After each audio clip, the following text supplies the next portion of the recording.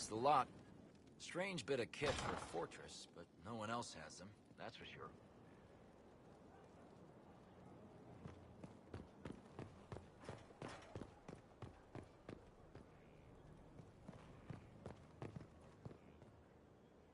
Inquisitor, Elan Vimal.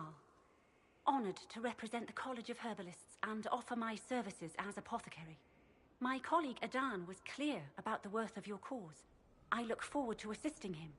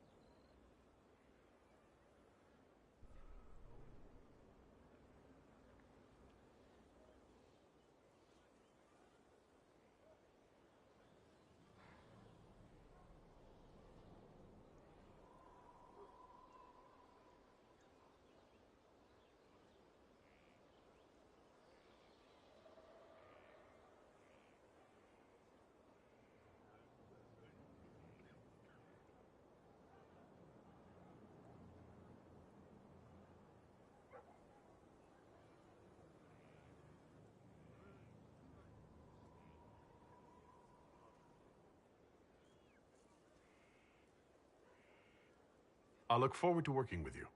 And are you? I wasn't sure what to think of you people, but recent events have put those doubts to bed. All the mundane needs of Skyhold will be well tended. If you note anything special, let me know. I'm here to serve the cause we must.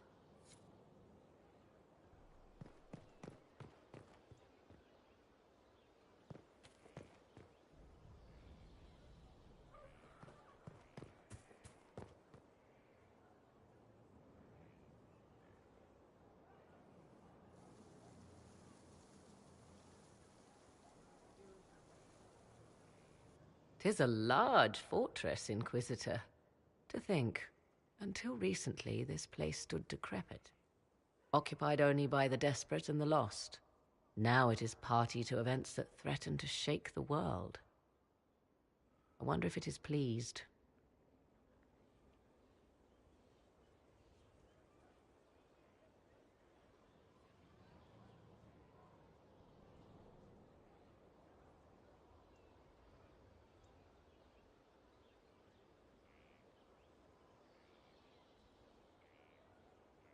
It sounds like you've heard of Skyhold before. This fortress was built upon the remains of a site holy to the ancient elves. They called it Tara Salan, the place where the sky is kept. It is said that from here, they reached up to the heavens to bring them down to rest. They abandoned it, as did the humans who came after them. Bones laid upon bones, silent until your arrival.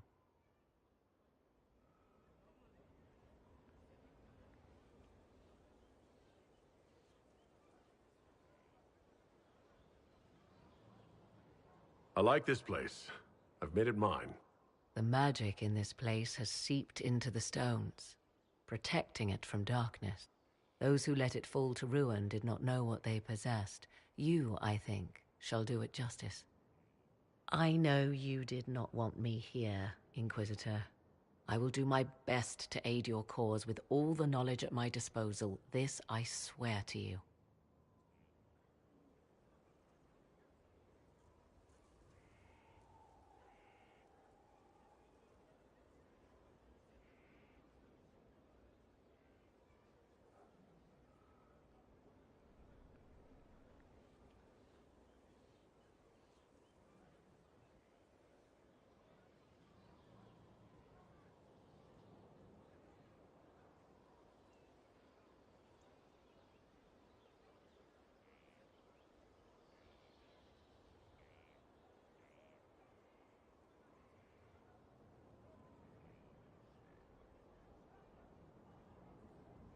You swear it? That's rather serious. Some might think Corypheus a madman for seeking godhood. Yet one must ask, what were the old gods? What secrets of theirs did the ancient magisters know? What I fear, what all should fear, is not that Corypheus believes he can succeed. 'Tis that he actually may.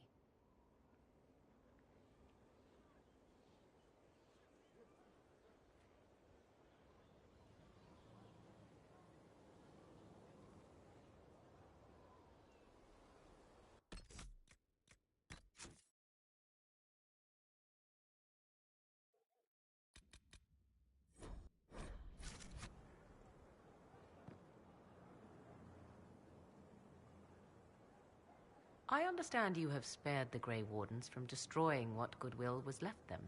'Tis good of you, considering the weakness Corypheus exploited was their own doing. Still, should a true archdemon one day arise, they will no doubt be needed. Or so they would have us believe.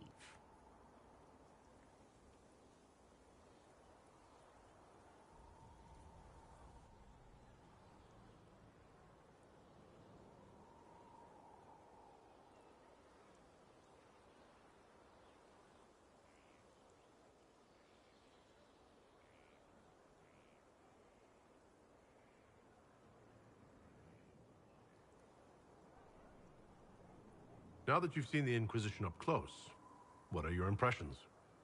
'Tis remarkable what you have built. I will give you that. Leniana has built a network of spies beyond anything Thedas has seen. All this in precious little time, conjured from thin air through the power of fervor alone.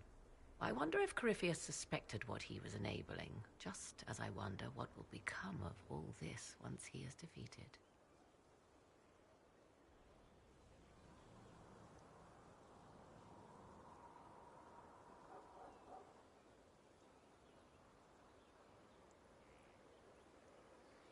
I have no idea what will happen once all this is over. Do you not? No doubt there will be countless men and women with suggestions. Beware the heights you reach, Inquisitor. When this is done, many will be eager to knock you back down. What work have you been doing to help us? Currently, my efforts are focused on determining what Corypheus is, and from where his power comes. The elven orb he carries is what draws my attention. I wonder if the power he used to tear open the Fade, in fact, came from the orb. Perhaps it is even the source of your anchor. If I learn of its origin, I may also learn what Corypheus now intends, as well as his weaknesses.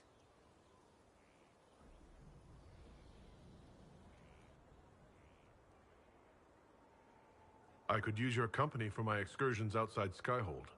I have spent my share of time wandering the wilderness in the company of others, Inquisitor.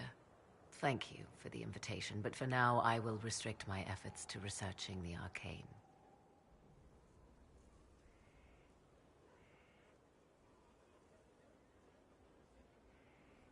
Do you know anything about his dragon? It has the appearance of an archdemon. Of that, I am certain. A true archdemon, however, is supposedly the corrupted form of an old god. Has Corypheus actually dug up one of the ancient prisons? If so, why has a new blight not begun? His dragon is something else, something connected to his blighted nature as well as his magic. Beyond that, I cannot say.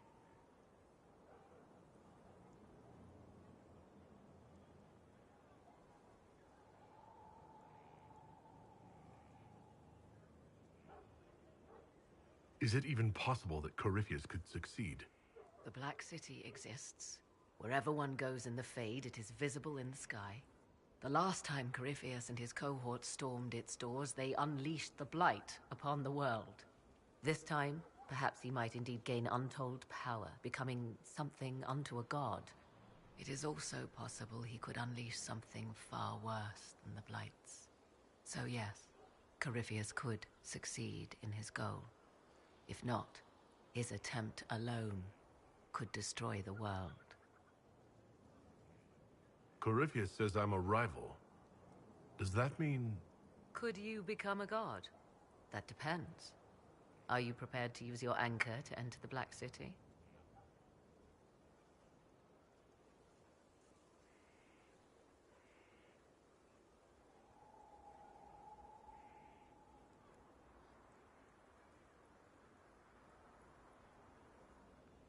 If the anchor would let me do that, absolutely. Then Corypheus is correct. You are a rival.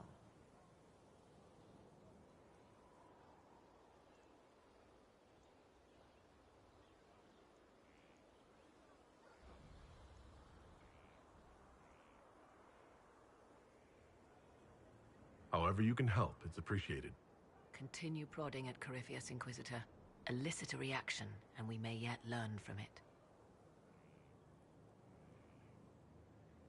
I'd like to know more about you. Ah, yes. Whence comes the mystery woman slinking her way into the Inquisition's ranks? Once I was an apostate, living well away from the banal influence of the Chantry in the Kukari wilds. Then came the Fifth Blight with its darkspawn, and I left Ferelden for the Empress's court. 'Tis certain the nobles of Orlais breathe a collective sigh of relief that I am now here.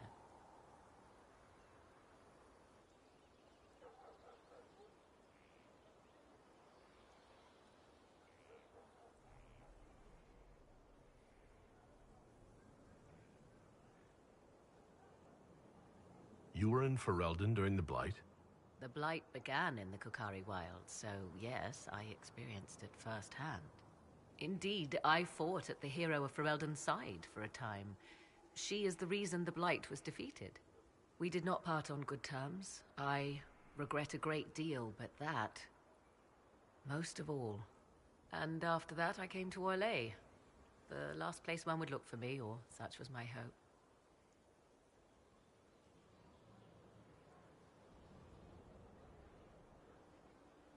The Orlesian court seems like an odd place to find someone like you.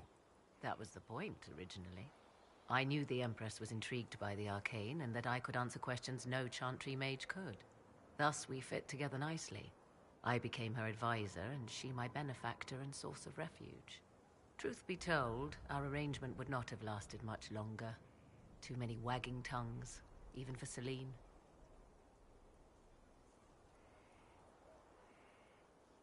It's odd that an apostate could live so openly. It confuses those who expect apostates to cower and hide. I stand boldly before them and demand to know why I need some Chantry mage to teach me to control my power. They would put me on a leash so they can feel safer at night. I am uninterested in their comfort. Naturally, it helps to have friends in high places.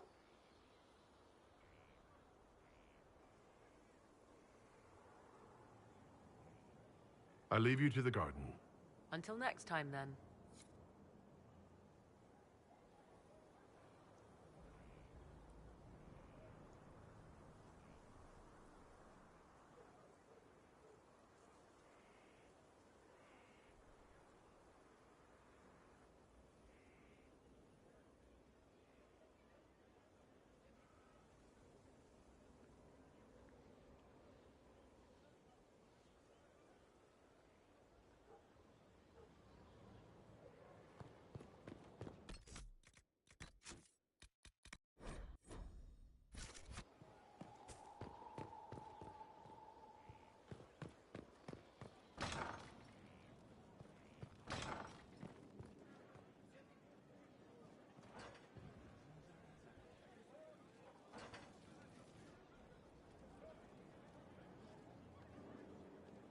I knew Stroud, you know, not well.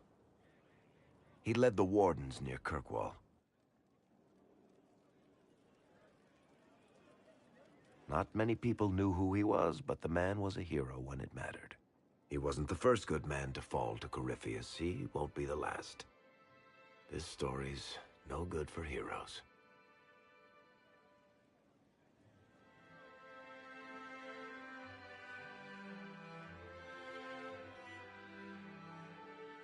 You must be glad that Hawk made it back in one piece.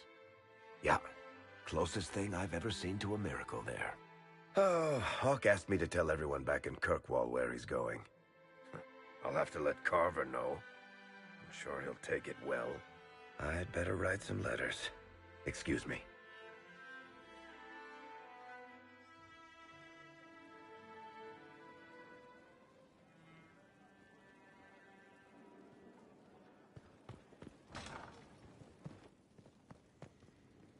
I don't know what you think you're doing. I'm being clucked at by a hen, evidently. Don't play the fool with me, young man. If I wanted to play the fool, I could be rather more convincing, I assure you. Your glib tongue does you no credit. You'd be surprised at the credit my tongue gets me, Your Reverence.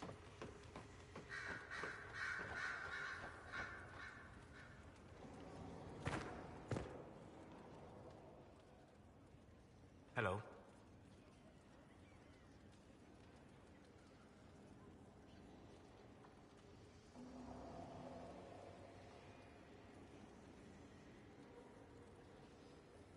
I'd like to know more about you, Solus.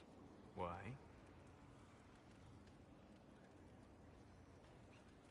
You're an apostate, yet you risked your freedom to help the Inquisition. Not the wisest course of action when framed that way. I appreciate the work you're doing, Solus. I just wanted to know more about you. I am sorry. With so much fear in the air. What would you know of me?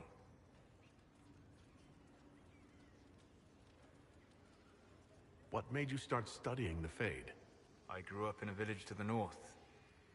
There was little to interest a young man, especially one gifted with magic. But as I slept, spirits of the Fade showed me glimpses of wonders I had never imagined. I treasured my dreams. Being awake, out of the Fade, became troublesome.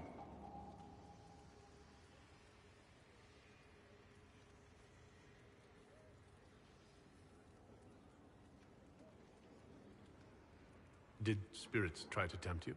No more than a brightly colored fruit is deliberately tempting you to eat it. I learned how to defend myself from more aggressive spirits, and how to interact safely with the rest.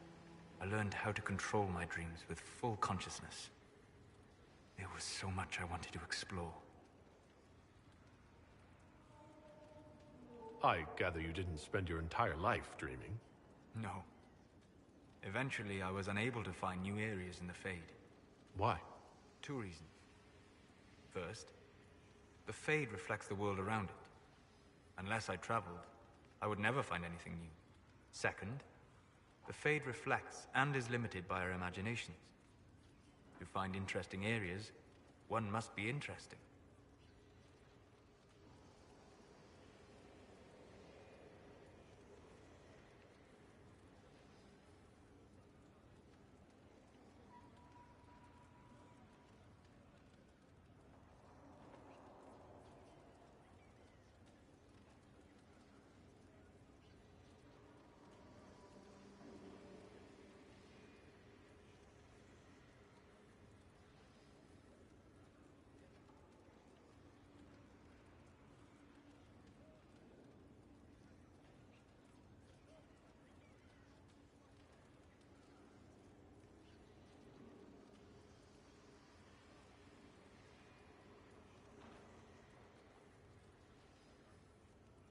Is this why you joined the Inquisition?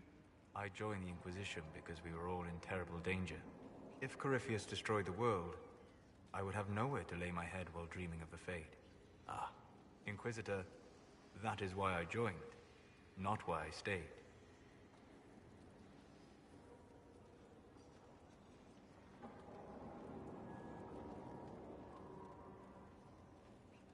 I wish you luck. Thank you. In truth, I've enjoyed experiencing more of life to find more of the Fade. How so?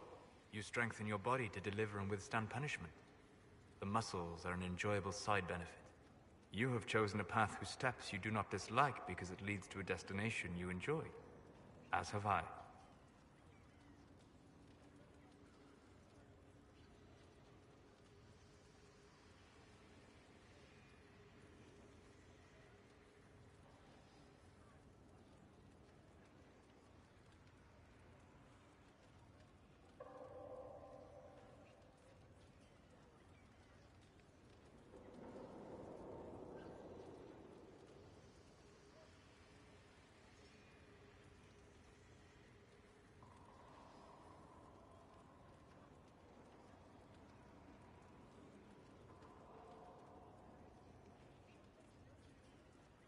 You said you'd traveled to many different places. This world, or its memory, is reflected in the Fade. Dream in ancient ruins, and you may see a city lost to history. Some of my fondest memories were found in crumbling cities, long picked dry by treasure seekers. The best of the battlefields. Spirits press so tightly on the veil that you can slip across with but a thought. Any place in particular? I dreamt at Ostagar. I witnessed the brutality of the Darkspawn and the valor of the Ferelden warriors. I saw Alistair and the hero Ferelden light the signal fire, and Logain's infamous betrayal of Kaelin's forces.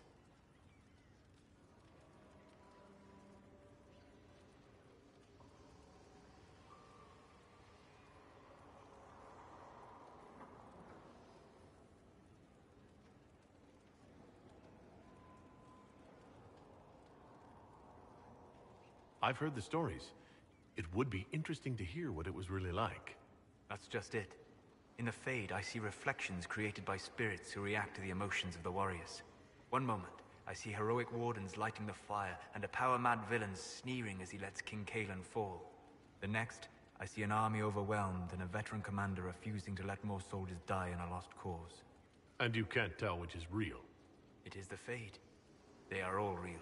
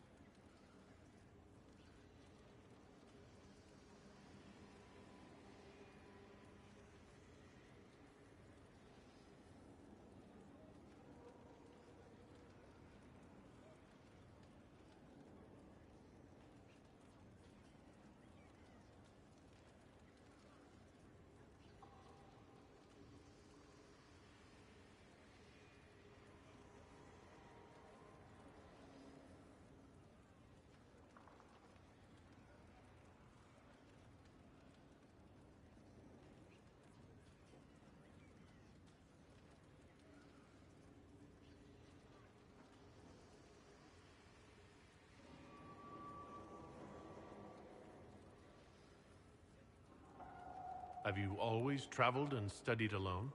Not at all. I have built many lasting friendships. Spirits of wisdom, possessed of ancient knowledge, happy to share what they had seen. Spirits of purpose helped me search. Even wisps, curious and playful, would point out treasures I might have missed.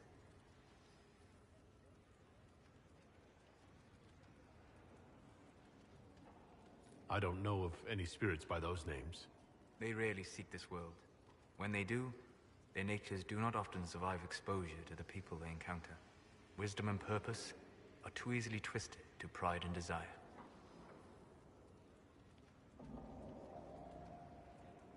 You're saying that you became friends with pride and desire demons? They were not demons for me. Meaning?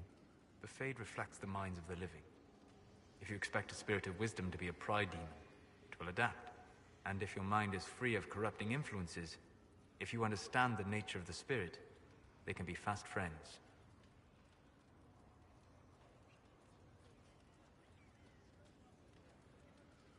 You trust these spirits not to possess you the first time you accidentally make a wish?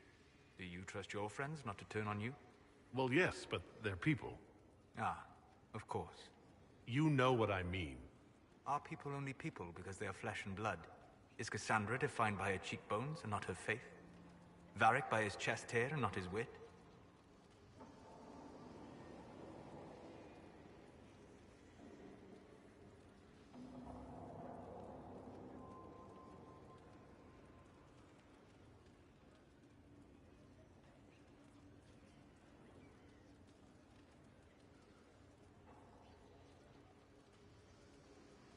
Spirits are bound by their nature. You said it yourself. They're shaped by contact with real people. Just as Liliana was shaped by contact with divine Justinian. As those who serve the Inquisition are shaped by you. If I change your mind in this conversation, does that mean you're no more real than a spirit? You've thought about this. On occasion, yes.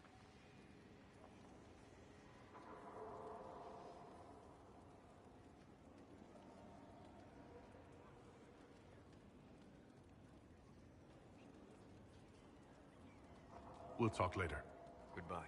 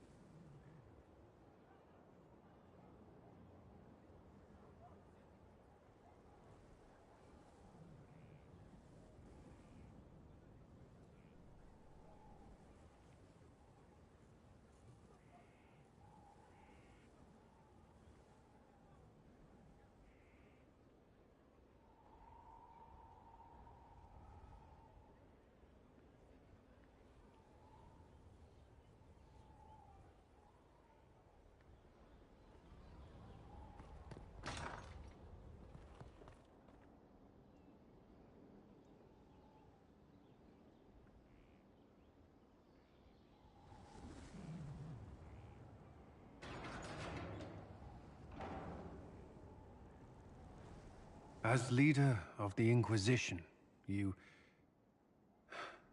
There's something I must tell you.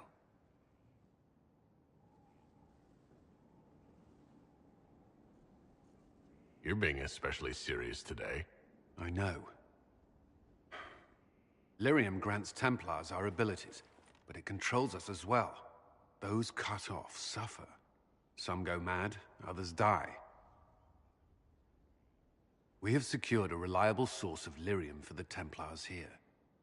But I no longer take it. You stopped? When I joined the Inquisition, It's been months now.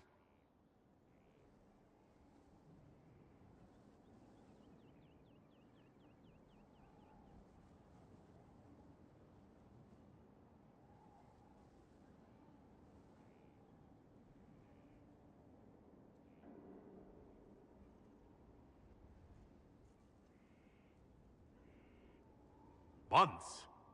You didn't think to tell me this sooner? Has it mattered? I don't know. Has it? After what happened in Kirkwall, I couldn't.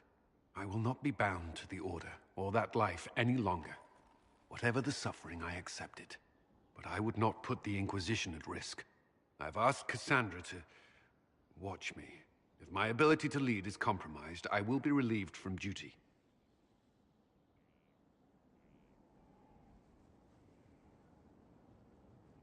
Are you in pain? I can endure it.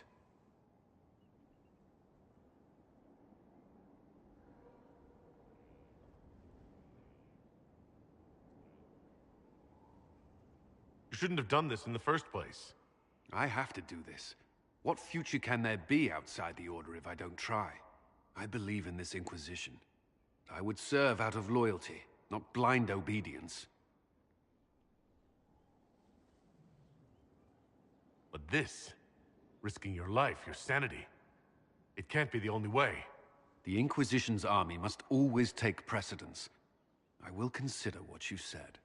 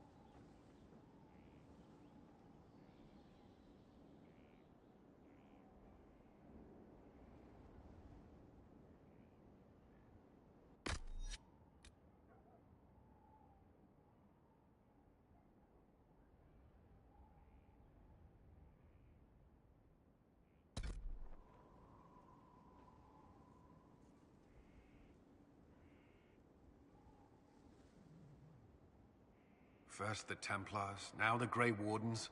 Both devoted their lives to fighting evil. Now they serve it.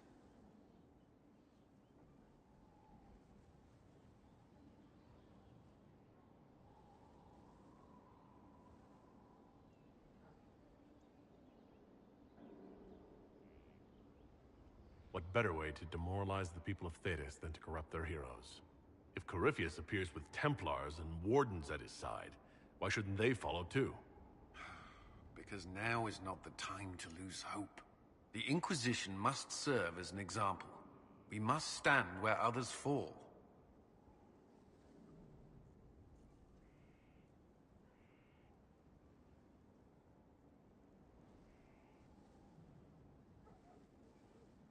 I'd like to know more about the Templars. What would you like to know?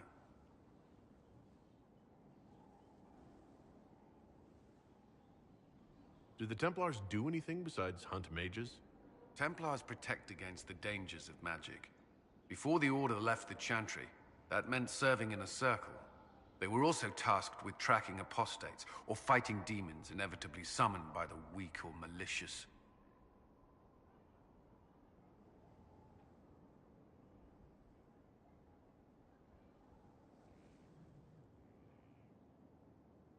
You've made it clear that you consider mages a threat. Any mage can be. I won't pretend otherwise. I've seen the suffering magic can inflict. I've treated mages with distrust because of it, at times without cause. That was unworthy of me. I will try not to do so here. Not that I want mages moving through our base completely unchecked. We need safeguards in place to protect people, including mages, from possession at the least.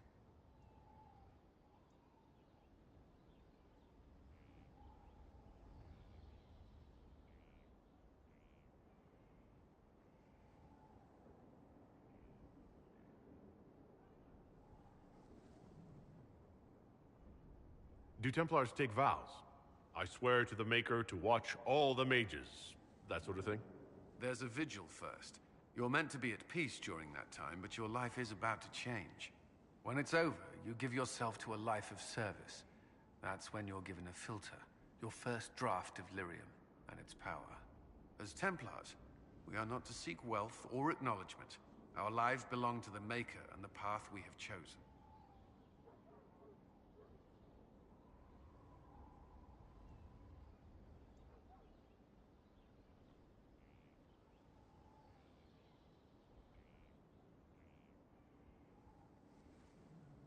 What does Templar training involve? There is weapon and combat training. Even without their abilities, Templars are among the best warriors in Thedas. Initiates must also memorize portions of the Chant of Light, study history, and improve their mental focus. Did you enjoy your training? I wanted to learn everything. If I was giving my life to this, I would be the best Templar I could. You were a model student. I wanted to be. I wasn't always successful. Watching a candle burn down while reciting the Chant of Transfigurations wasn't the most exciting task. I admit, my mind sometimes wandered.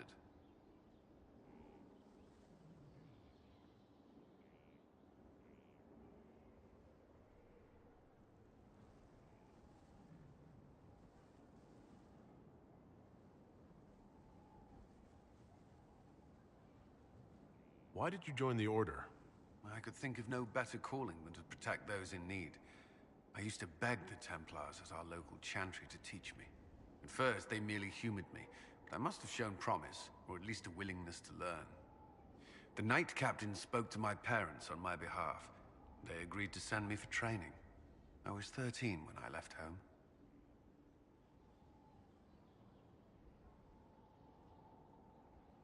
13. That's still so young. I wasn't the youngest there. Some children are promised to the Order at infancy. Still, I didn't take on full responsibilities until I was 18. The Order sees you trained and educated first.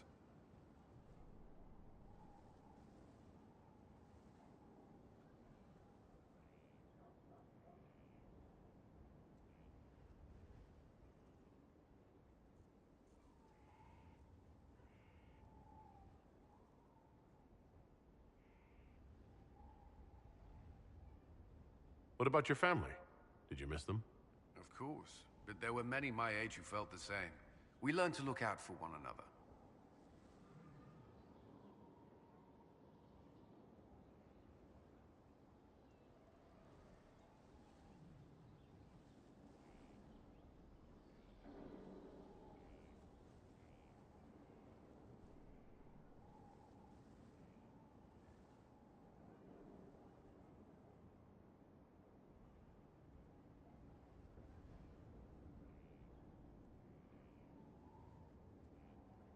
You've lived in the Circle.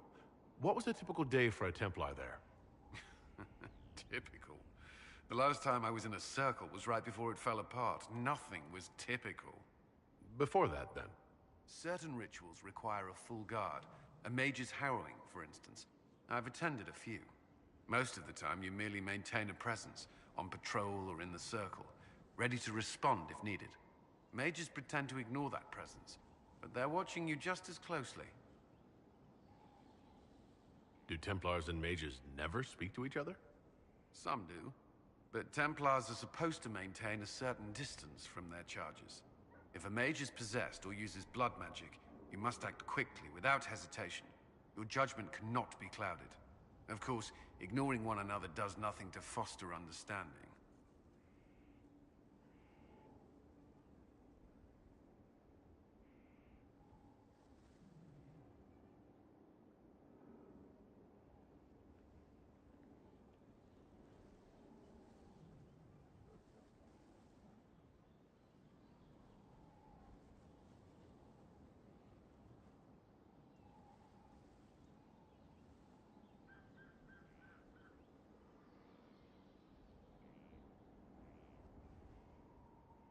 That's all I wanted to know. Thank you.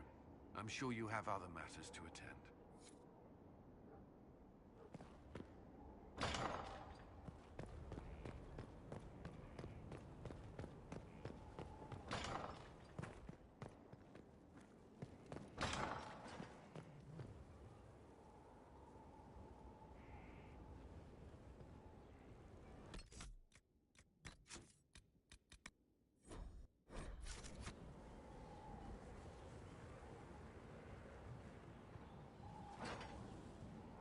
Let's look at you. Right, you'll survive it. Maybe. And you are? I'm a breaker. My name is Thram, and I was not expecting a messenger from this place. The Inquisitor wants to be a Reaver.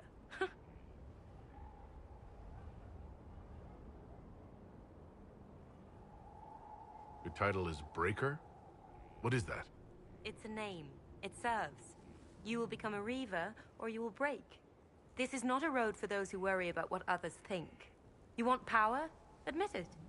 You've battles to win. If you give a toss about opinion, you can write your own history after you win. Let's not waste time. You've dragons to conquer, infusions to make, and blood to drink.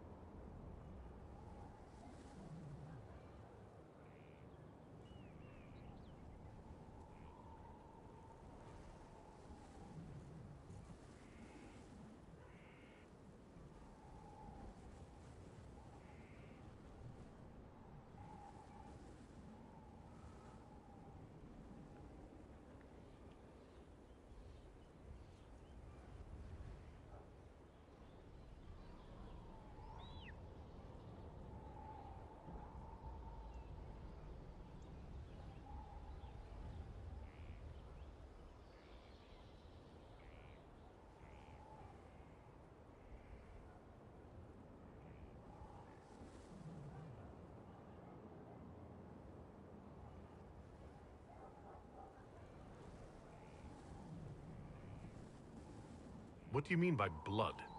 I meant what I said, and it was meant to stop you cold. This way begins and ends with dragon blood. Blood is life. Life is power. It's that simple. Reavers know it. Blood mages know it. All others can debate it in the next world. It seems like there's a lot of risk to this. There's no risk. There's a promise. If you do this, you will change. There is no retirement from this life. But unlike the Grey Warden or the Templar, you don't wither. You'll die when you fail. Until then, glory.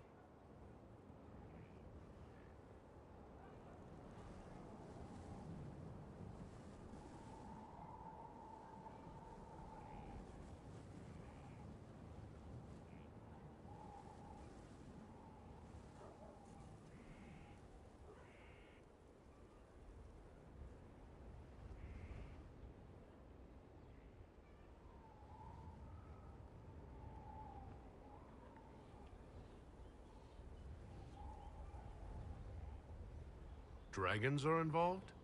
Dragons are the heart of it. The beating heart. We take of the dragon and become more than a mortal with a sword.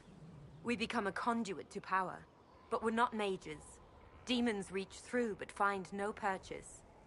They're a slave to the blade. Your blade.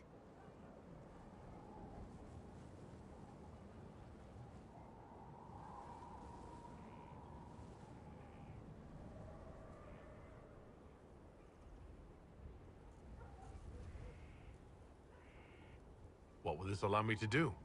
Win. Not just victory, but bloody victory. The withering of your enemies will empower. The more they think they prevail, the more you bleed, the more you triumph. You wish to inspire? Inspire terror.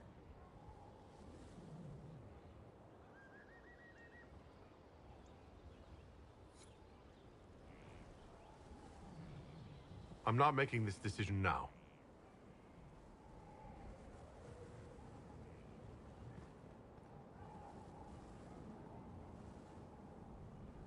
Herald, I hear you wish training so you don't embarrass those sworn to you.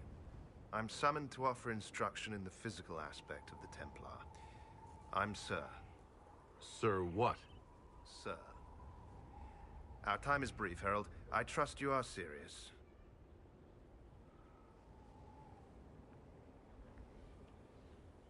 My general has not given glowing reports of Templar life. Yet here you are. Do you search for higher meaning behind such doubts? I don't teach that. The Order. Faith is not where Templar abilities come from. Faith is how Templars endure their abilities. I teach how to deny magics. Not fight, not match. Deny. And that lies in lyrium. You will construct a filter, you will suffer its effects, and you will be worthy of inspiration. How you endure will be your own affair.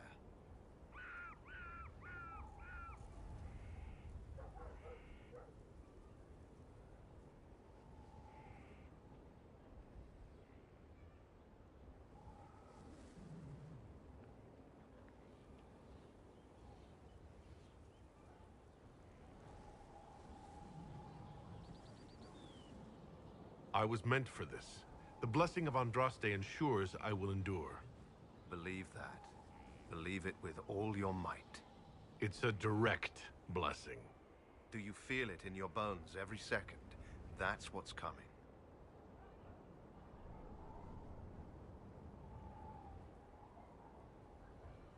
This filter. Describe it. It is a simple box, or an ornate one. It has simple tools or bejeweled. Depends on what you need. You will use it to prepare the daily draft of lyrium that allows the denial of magic. No one else can do this for you. Soon you won't know you're doing it. It will be a part of you.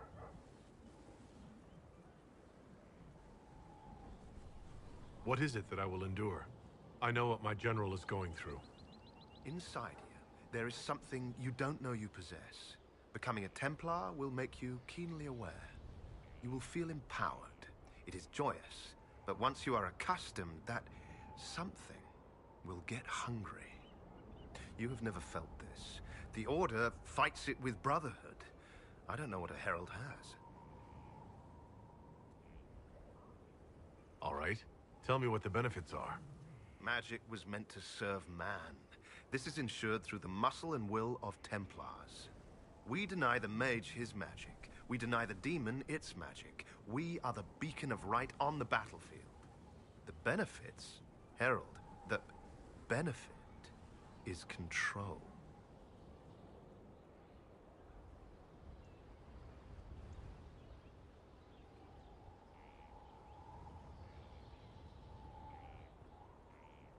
Not yet. I'll come back. Do not delay glory, Inquisitor. You also delay the glory of those you inspire. Set your standard.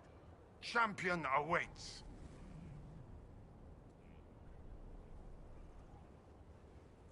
Is it similar to a knight? Or an Orlesian chevalier? We share a way of the field, and they can be useful. But those titles carry a certain reputation. Chevaliers are generally pricks in my experience. The people are less inclined to celebrate those backhanders. You want to be their champion.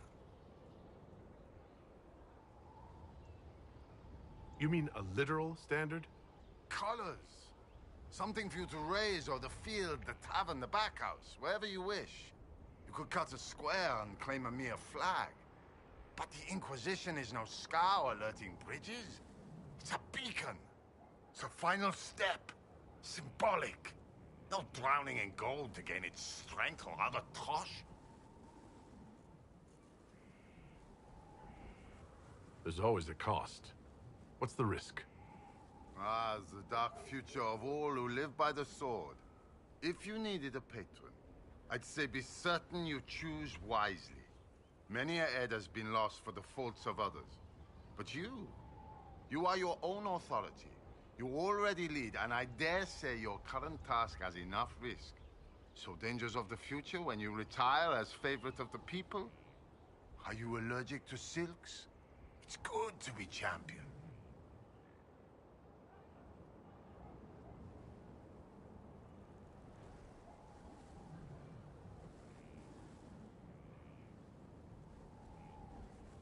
I'm not committing yet.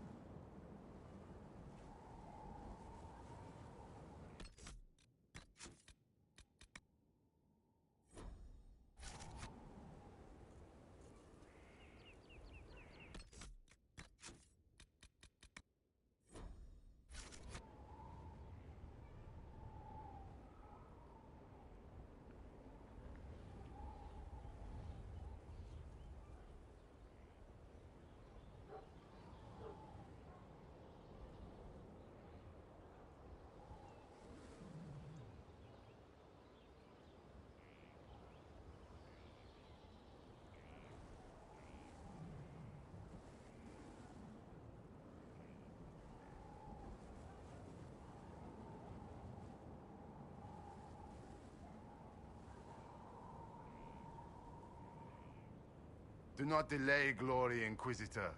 You also delay the glory of those you inspire. Set your standard. Champion awaits. I'm not committing yet. You know what is needed, Herald. You will construct a filter. You will suffer its effects, and you will be worthy of inspiration. How you endure will be your own affair.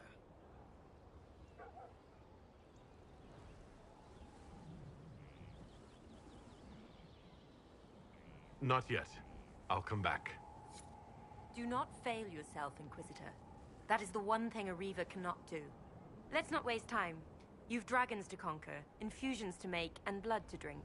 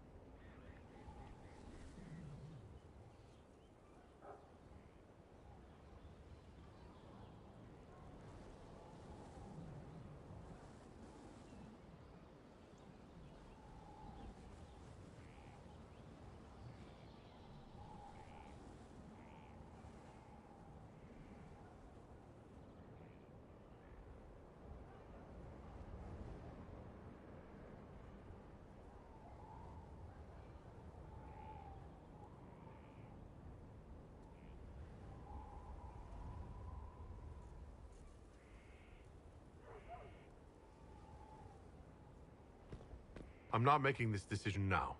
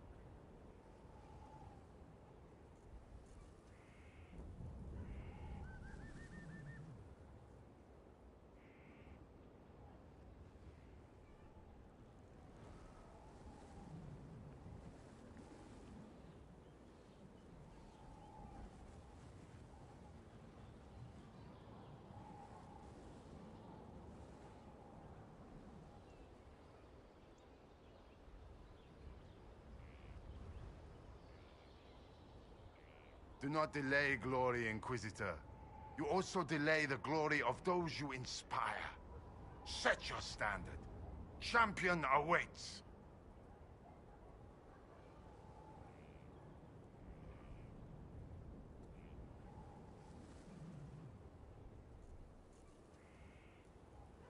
Is it similar to a knight? Or an Orlesian chevalier? We share a way of the field, and they can be useful. But those titles carry a certain reputation. Chevaliers are generally pricks, in my experience. The people are less inclined to celebrate those backhanders. You want to be their champion.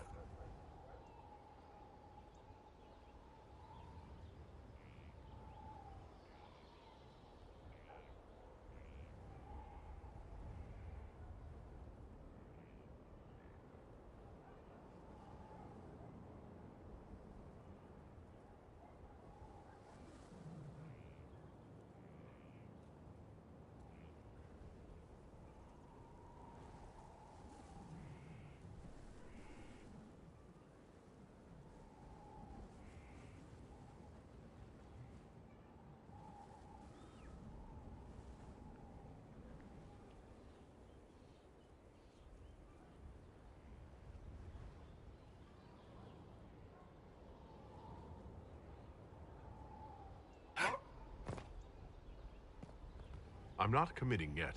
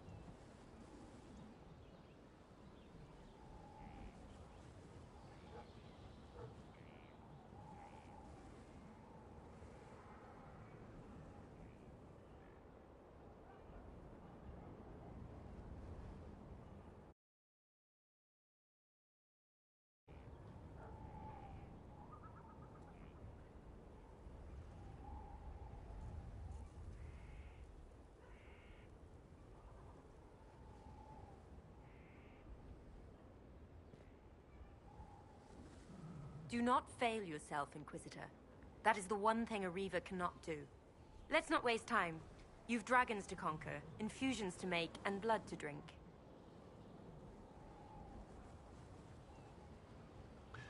Right. Tell me how it begins. Very well. There is instruction. There are steps. At the end, there is choice. I look forward to what you become, Inquisitor.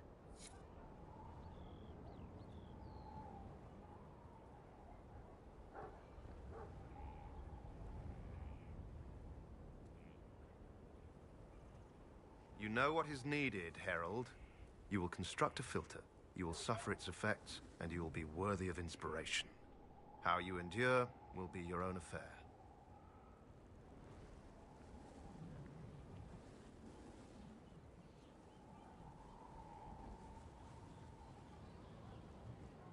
Very well, sir. I'm ready to learn. They all say that. Here. Know that this is merely an introduction. The steps are simple. Kill, learn, construct. If you do not pray, Inquisitor, I recommend starting, if only to drown the filter's call.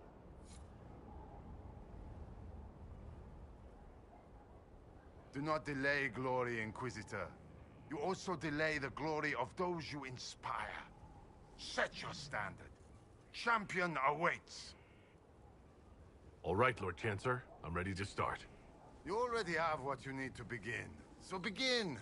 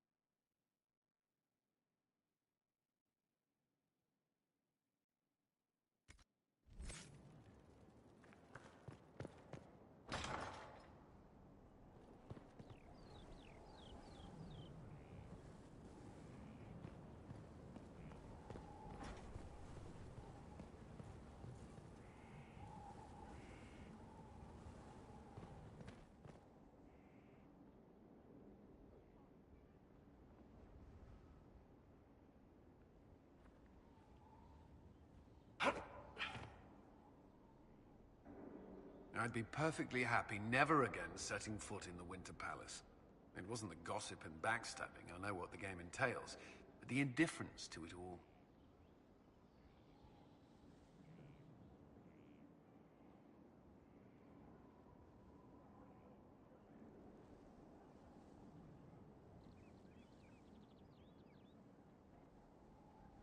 I didn't care for it myself. I shouldn't be surprised.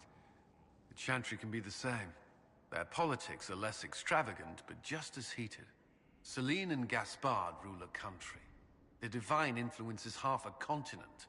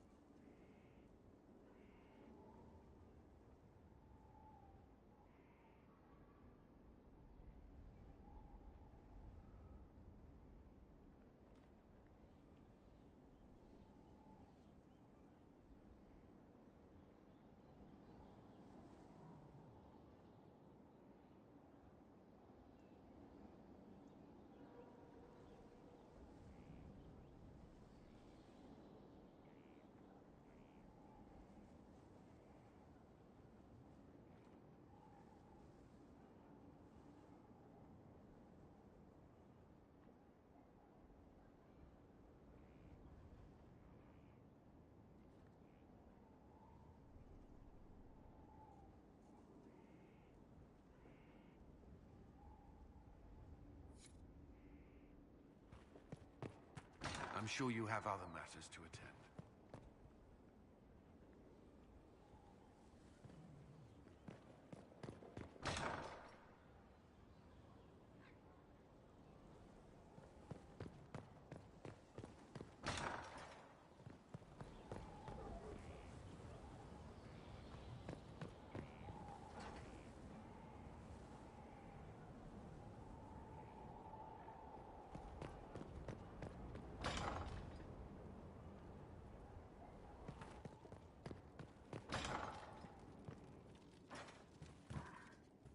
Long day. What do you mean? No. But you like demons! I enjoy the company of spirits, yes, which is part of why I do not abuse them with bindings. It isn't abuse if I ask. Not always true. Also, I do not practice blood magic, which renders this entire conversation academic. He won't bind me. He's a mage and he likes demons, but he won't help. Why would you want Solus to bind you? So I'm safe. If Solus won't do the ritual to bind me, someone else could. Will. Like the Warden mages. And then I'm not me anymore. Walls around what I want. Blocking, bleeding, making me a monster.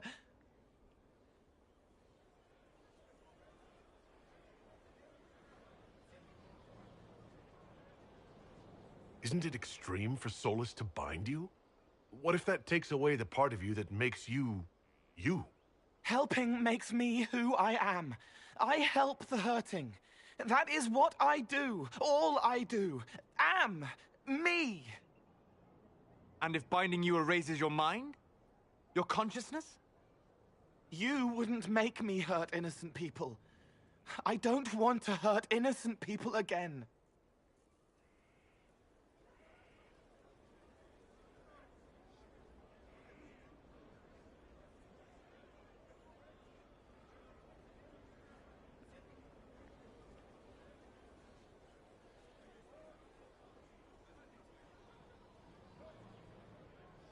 We'll find a way to keep you safe without binding you, Cole.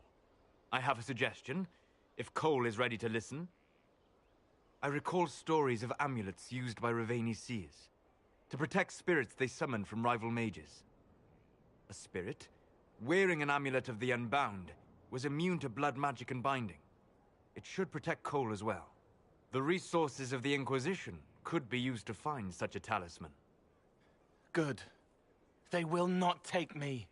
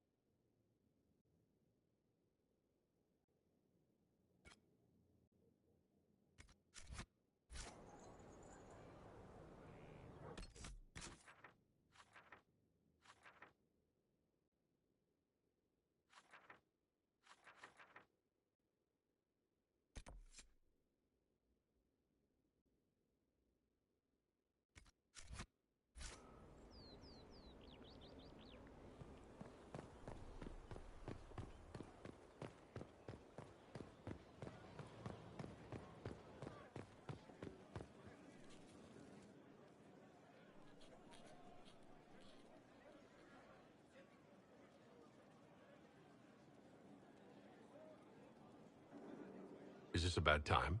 I can come back. No, it's all right. Bills are really not that engrossing. I've been meaning to come talk to you anyhow. I never officially joined the Inquisition. I don't know how to do this, disciplehood thing. I'm a businessman. Never really followed a chosen one before.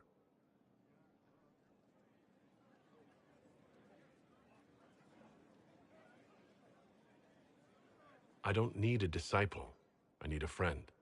If you knew how intimidating you are, you wouldn't make it sound so simple. You just don't know what you are to the people out there. The Herald of Andraste is a symbol bigger than any of us.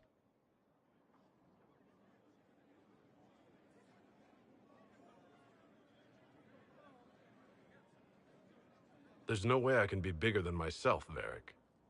Sure you can. You don't see yourself like they do. The sky tears open, demons everywhere. To ordinary folks, these are the end times. The only hope they have is you. You're the sign that somebody might hear their prayers. That maybe they're not abandoned after all. You heard the crowd singing after Haven was attacked?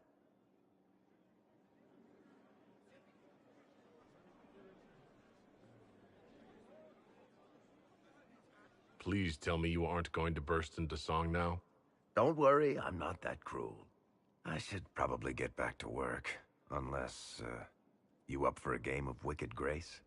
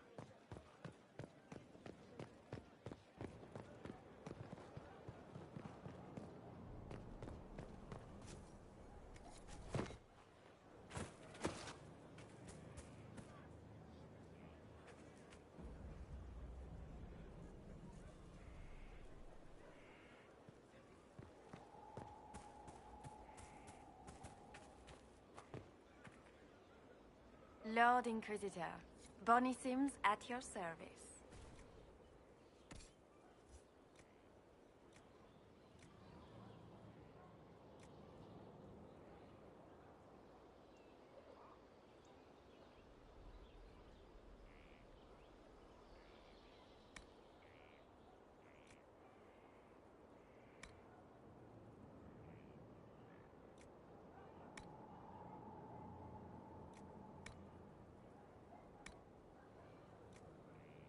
I trust good secret was not too coarse. Good fortune, Inquisitor.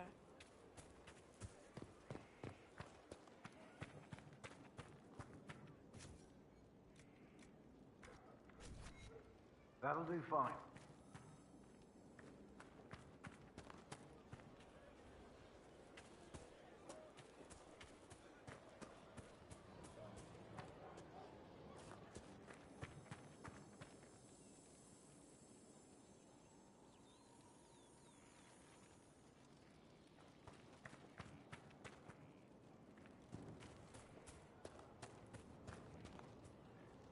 All's well? Heard anything worth noting? Too busy to hear things, and that's how I like it.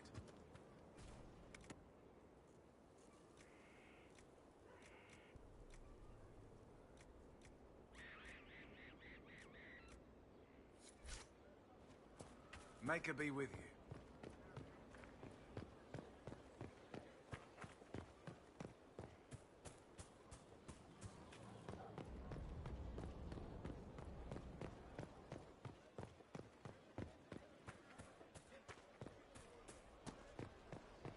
Inquisitor.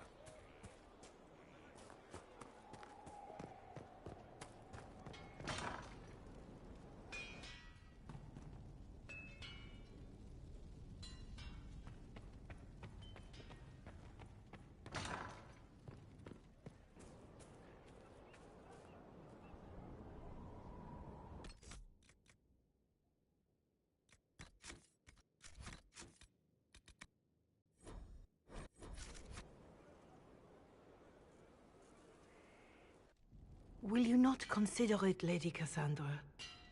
The clerics are still sequestered. If no one steps forward, they will debate until... And you think I could make them agree? I've heard enough for one day, Mother Giselle. Talk to her, your worship.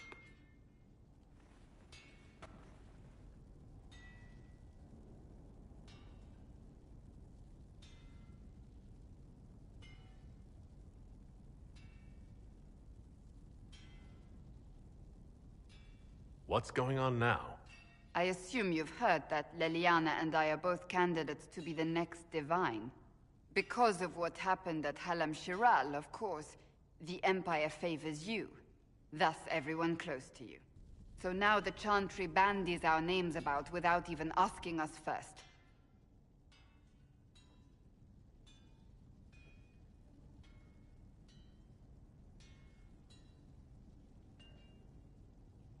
How can you and Liliana be candidates? You're not even priests. It's not without precedent.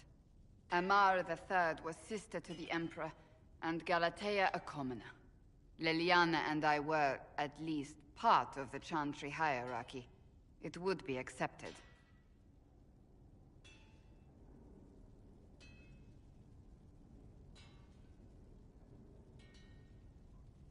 If they'll pick non-priests, why am I not a candidate? Because you're a man, first and foremost. If they name you a candidate, they may as well join the Tevinter Imperium. Truly, though, I imagine it's because they're frightened of you. A weight such as yours would break the Sunburst throne and tear the Chantry to pieces. I just don't know why they believe Leliana or I would be any better.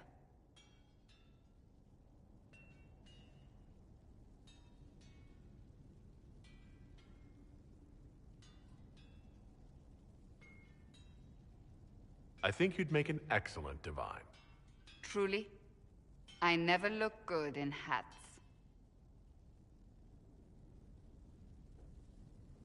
Surely it was never meant to be like this. The Chantry, the Circle of Magi, the Templars. This cannot be what they intended when it all began. The Chantry should provide faith, hope. Instead, it cannot veer from its course, even in the face of certain death.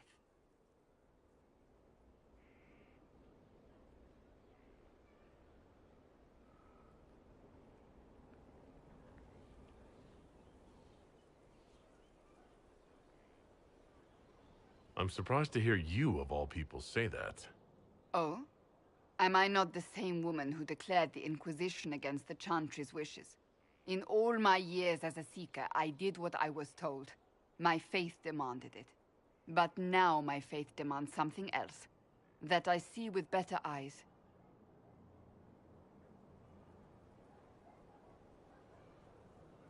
If you're concerned, then make it better. Did you know Varric is Andrastian? Oh, he blasphemes with every second breath, but deep down he believes. His heart is virtuous. But he would never step foot in a Chantry. It should be the first place to which the virtuous turn. It needs to change. Perhaps I must be the one to change it.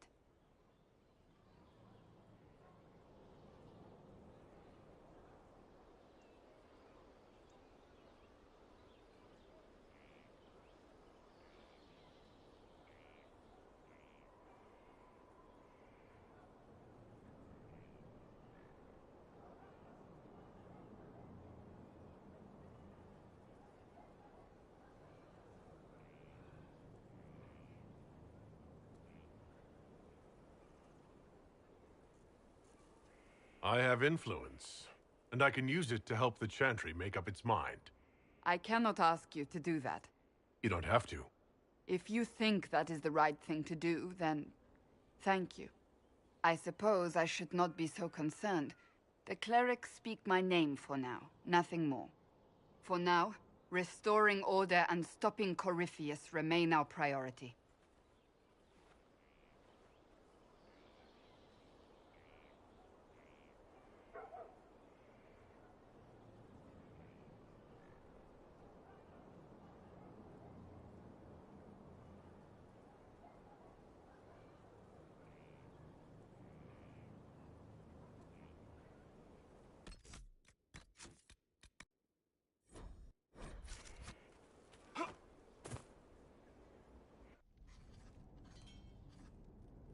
Writing does not come naturally to me, as I'm certain you can imagine.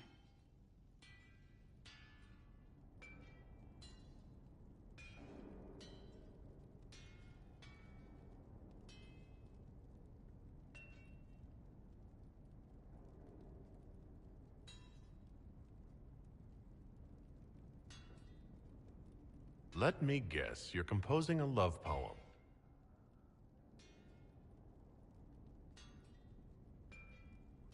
I couldn't, not even if my life depended on it. It's not that hard. Yes, it is. Poetry takes finesse, it takes grace. Do you think you don't have those things?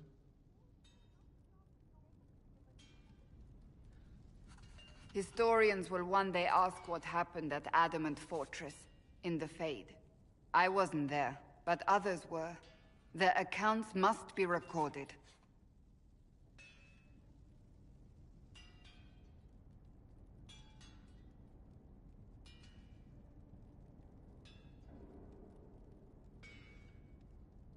That's an excellent idea, Cassandra. I certainly thought so, until I started writing.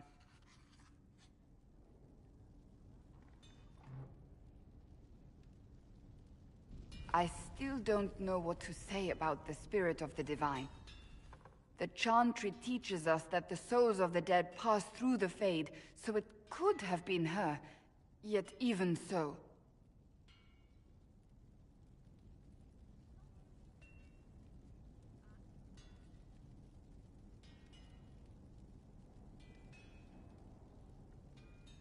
Do you really think it might have been her? A ghost? A ghost. A remnant of her hopes and memories. Her lingering will to do good. Those things are all possible. Nobody knows for certain what happens after we die. A spirit could have assumed her form, but why? It helped you, as Justinia herself would have.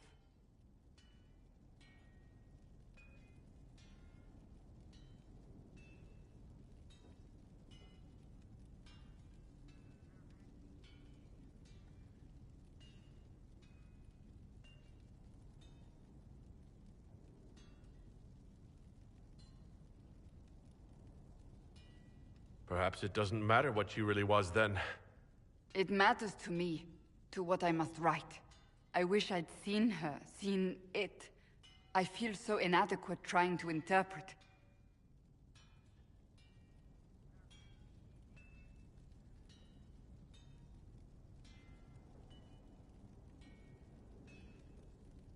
I don't know the truth any more than you do. Sadly, unanswered questions make for poor reading. When they told me you were physically in the Fade, I was terrified for you. The last time such a thing happened, we created Darkspawn. We created Corypheus. The world needs to know the truth this time. No more legends lost to the ages.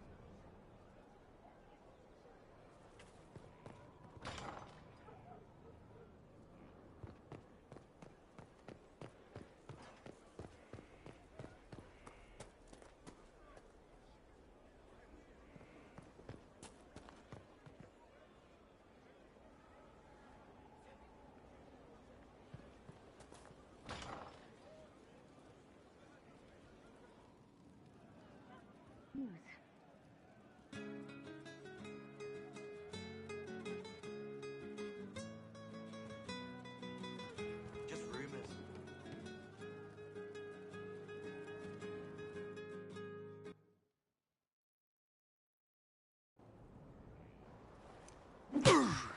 Again. Again.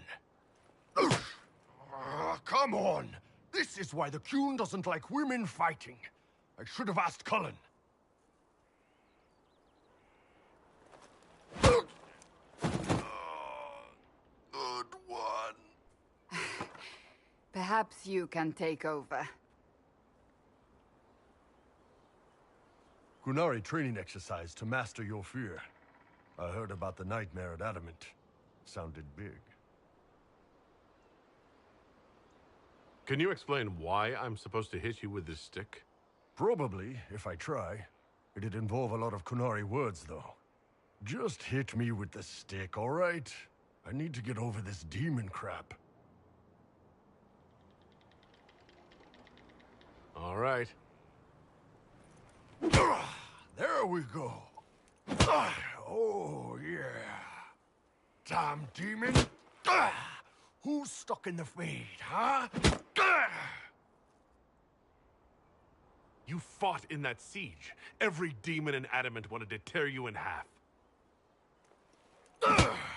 I bet, you demon assholes! And who killed you? That's right, Iron fucking Bull! I needed that. Thanks, boss.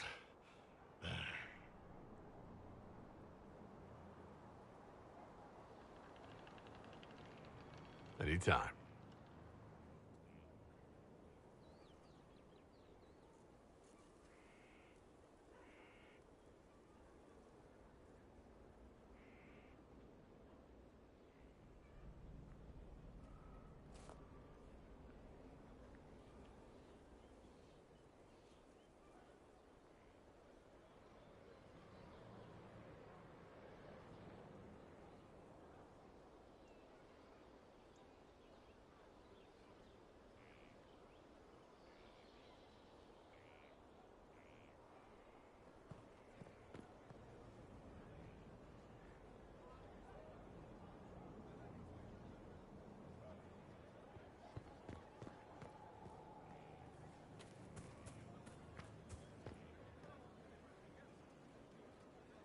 Going well, I hope?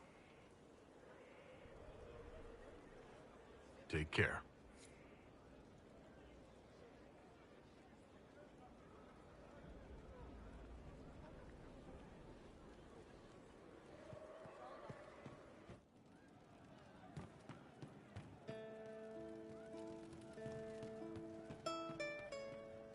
We don't need those chargers. We've soldiers enough without cell swords. Look at their captain. What good could that bring? Mercs are mercs.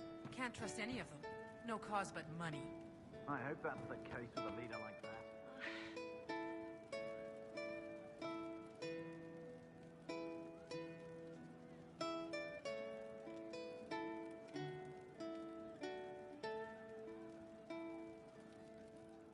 Micah, I hope it's not me. It started out helping, taking the fear away. I won't take too much. I am not that.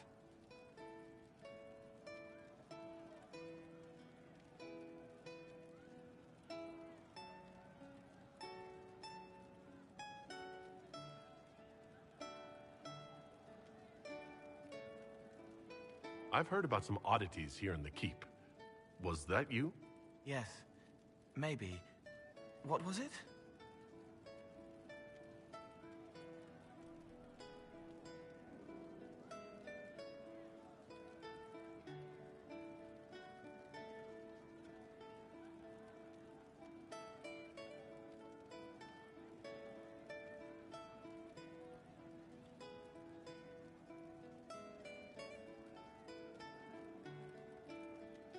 Can I assume you're responsible for the turnips that have shown up in the fireplaces? They don't smell the same, raw.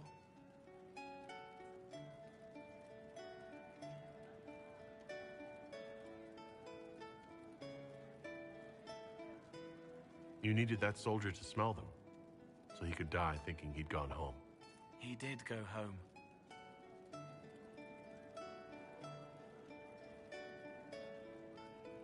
Someone is leaving peeled plums on the windowsill. It's attracting flies. Spiders need to eat.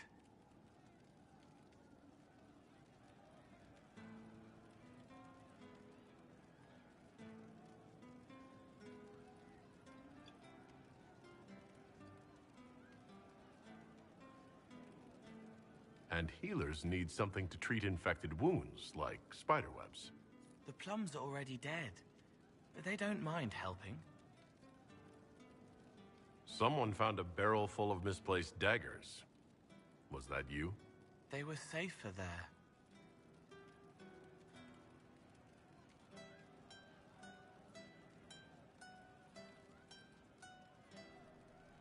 Safer than on someone's belt, where they could draw them in the heat of an argument.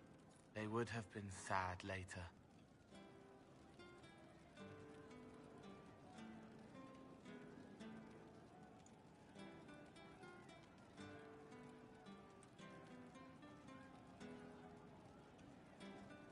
Someone stole an entire cheese wheel. Mice like cheese. Do mice also like bowls of crushed mint? That was for the cats.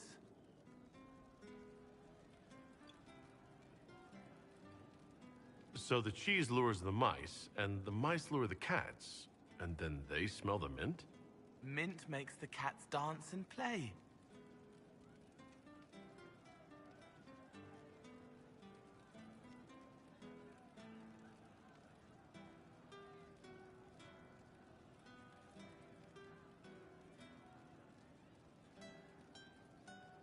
Then the cook laughs at the cats instead of yelling at the scullery maids. Kitchen fires are hot, like when Haven burned. The old cook lies under rocks, his head is in pieces. She needs to make it all work, so nothing will burn again. But if she laughs, she forgets for a while.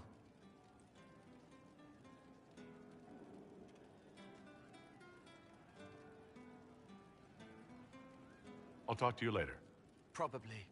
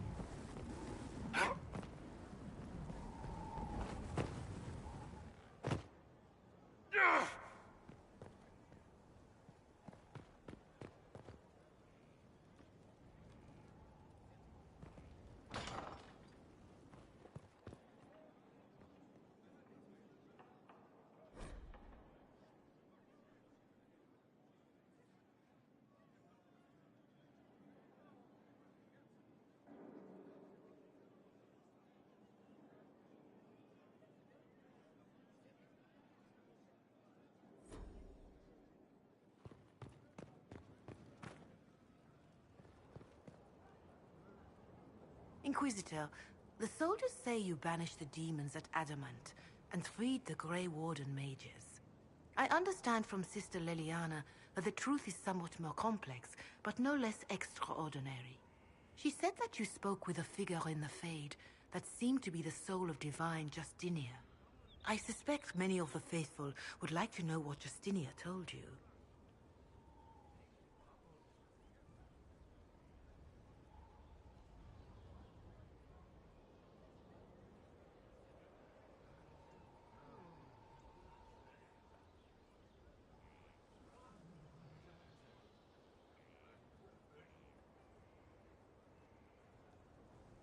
She helped me remember what happened at the Conclave. The Maker didn't give me the mark on my hand. I was struck in battle. And Andraste didn't send me. The figure everyone saw was divine Justinia. So, it is as you have always maintained. You must feel quite vindicated.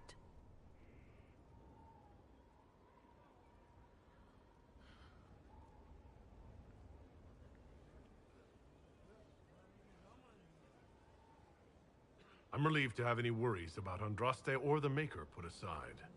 This is now a battle of mortals and magic. One we can win. Then I will save my own ruminations upon faith and belief, and simply pray for your success, Inquisitor. It is wise that you do not let what happened in the Fade spread, however. Some would not understand. Now, is there anything I can help you with?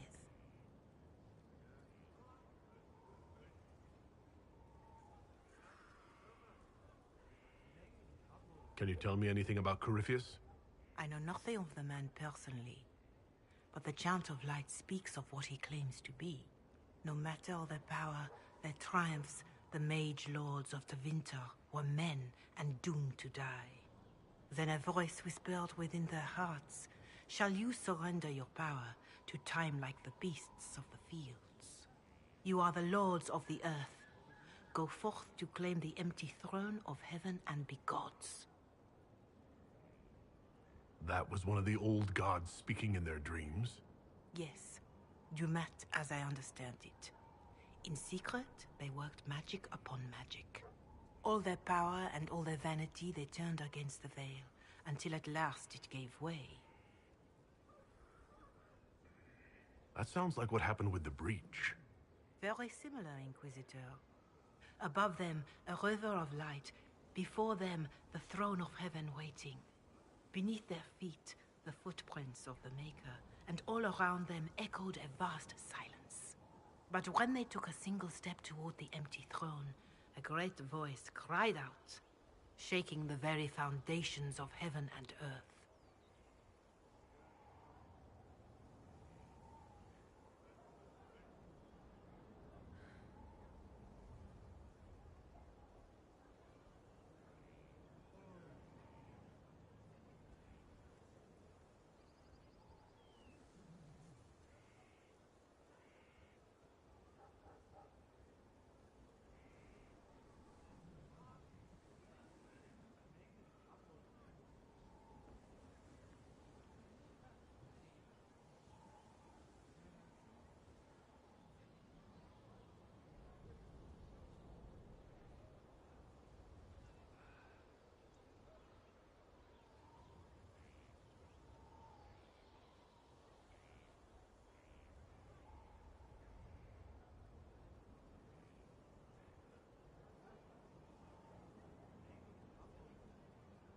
Corypheus said he found only chaos and corruption. The Chant of Light says that it was beautiful until the Maker himself spoke. And so is the Golden City blackened with each step you take in my hall. Marvel at perfection, for it is fleeting. You have brought sin to heaven and doom upon all the world. Corypheus seemed so certain that he heard nothing. He described it as dead whispers. Bitterness, perhaps? He paid a high price for his crime. Violently were they cast down, for no mortal may walk bodily in the realm of dreams, bearing the mark of their crime.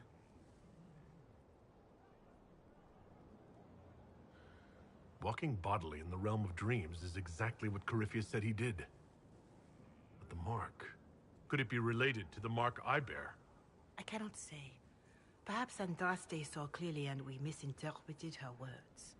It was always taught that the mark they bore was the shape of Darkspawn. Bodies so maimed and distorted that none should see them and know them for men. That is all I know of your adversary, Inquisitor.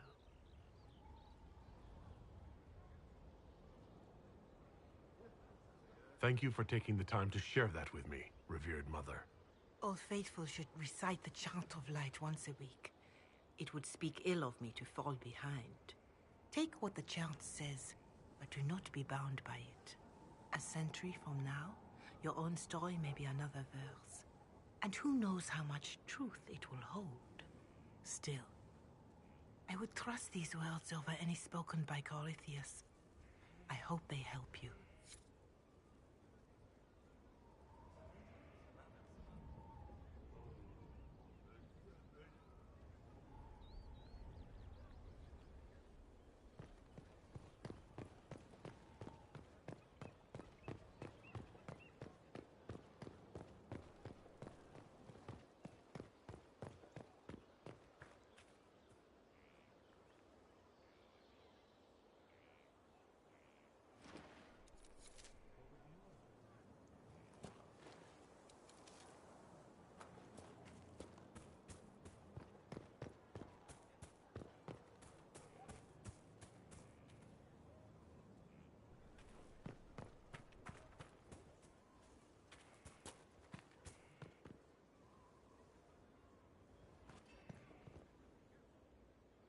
I imagine your forces will be heading into the Arbor Wilds very soon, Inquisitor.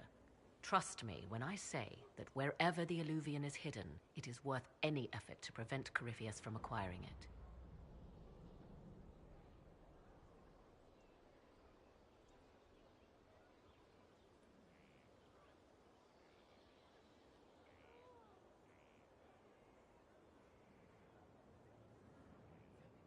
I leave you to the garden. As you like.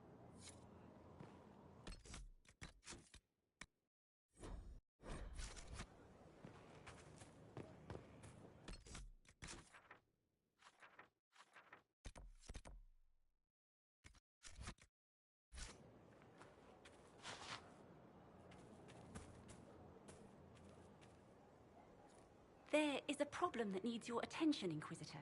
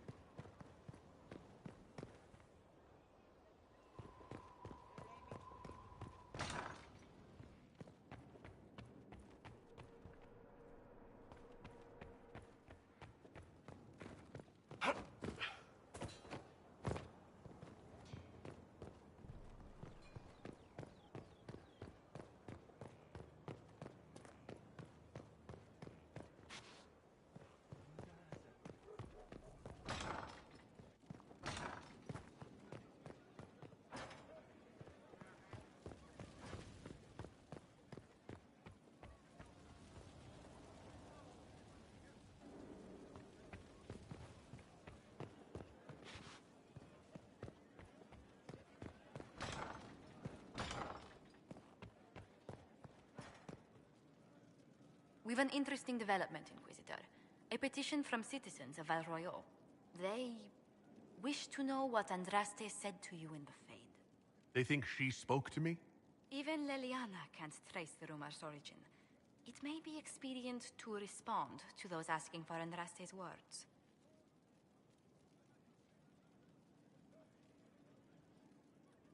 It's not Andraste who saved me. Few people outside Skyhold know it was Divine Justinia who delivered you from the Fade. You could attempt to tell Val Royeaux citizens the truth, though it may not be as inspiring as they hope.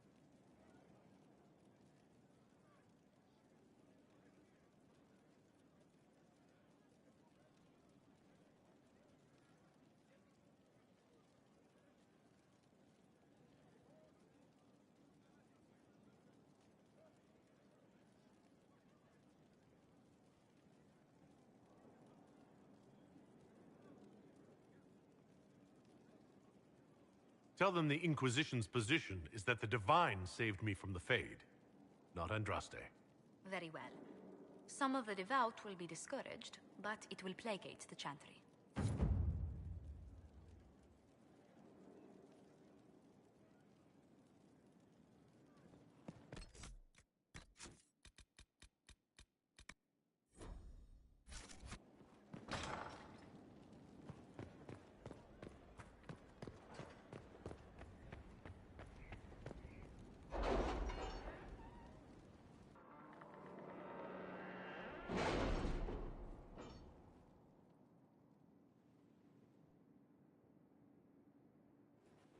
It's time to plan our next attack. What's the state of the Inquisition? Our alliance with Orlais holds. For the present. They'll send aid on request. And your actions at Adamant denied Corypheus his army of pet demons. With Orlais' support, our numbers match his. Corypheus' followers must be panicking. My agents agree. Our victories have shaken his disciples.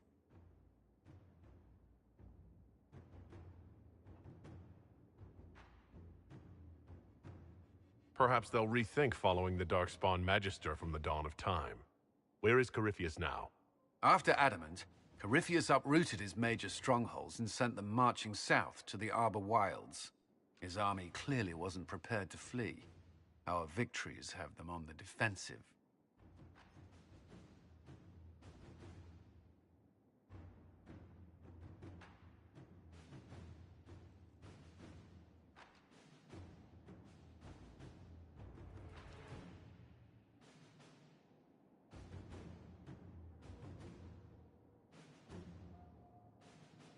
Good of Corypheus to make it easy to find him. If he's hiding in the Arbor Wilds, that's where we finish him. But what is Corypheus doing in such a remote area? His people have been ransacking elven ruins since Haven. We believe he seeks more. What he hopes to find, however, continues to elude us. Which should surprise no one. Fortunately, I can assist. You have my attention, Lady Morrigan. What Corypheus seeks in those Forgotten Woods is as ancient as it is dangerous. Which is? 'Tis best if I show you.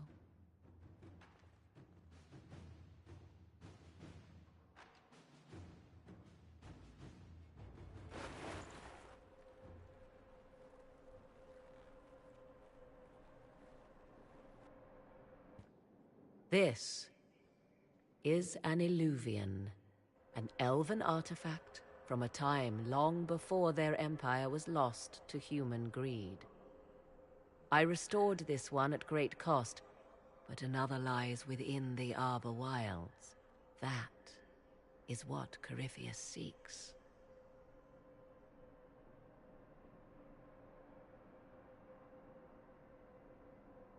It's beautiful in its way. I found legends of an elven temple within the Arbor Wilds. Untouched. It proved too dangerous to approach, and thus I turned elsewhere to find my prize. If Corypheus has turned southward, he could succeed where I failed. The Illuvian would be his. What does it do? A more appropriate question would be, where does it lead?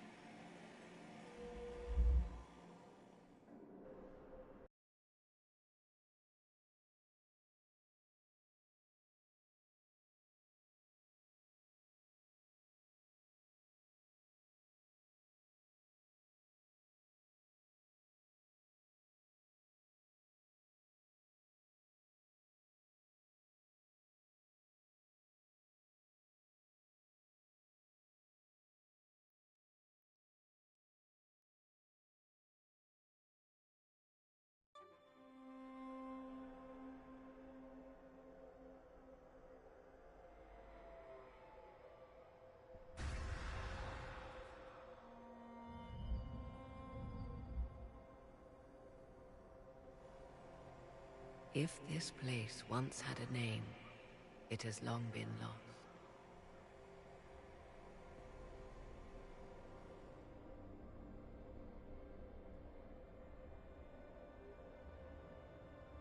I call it the Crossroads, a place where all Illuvians join, wherever they might be.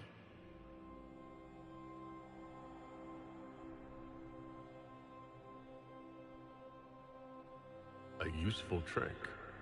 For one who knows the way, certainly. The ancient elves left no roads, only ruins hidden in far-flung corners. This is how they traveled between them. As you can see, most of the mirrors are dark, broken, corrupted, or unusable. As for the rest, a few can be opened from this side, but only a few.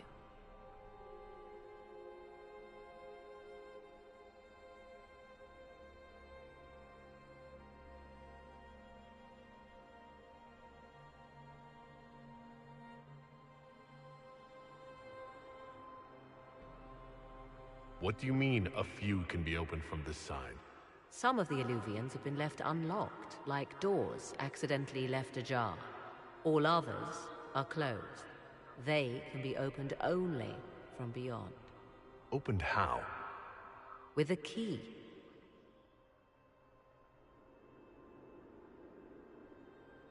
I suppose you have such a key? The key can be many things. Each Illuvian is different. I have knowledge as well as power. Often that is enough. How did you find out about this place? My travels have led me to many strange destinations, Inquisitor. Once, they led me here. It offered sanctuary. Sanctuary? Not all the mirrors lead back to our world. The ancients were nothing if not resourceful.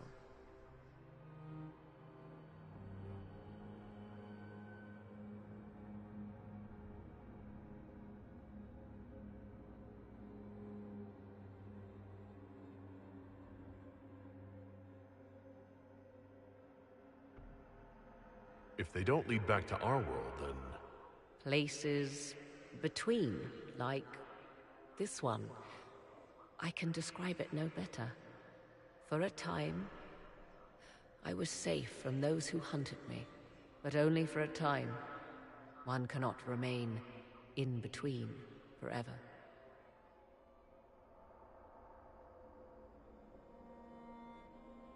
Corypheus wants to come here?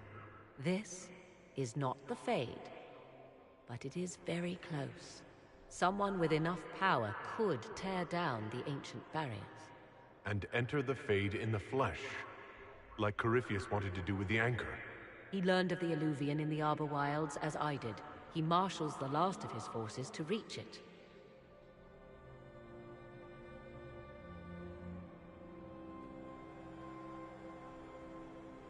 You have made Corypheus desperate, Inquisitor. We must work together to stop him, and soon.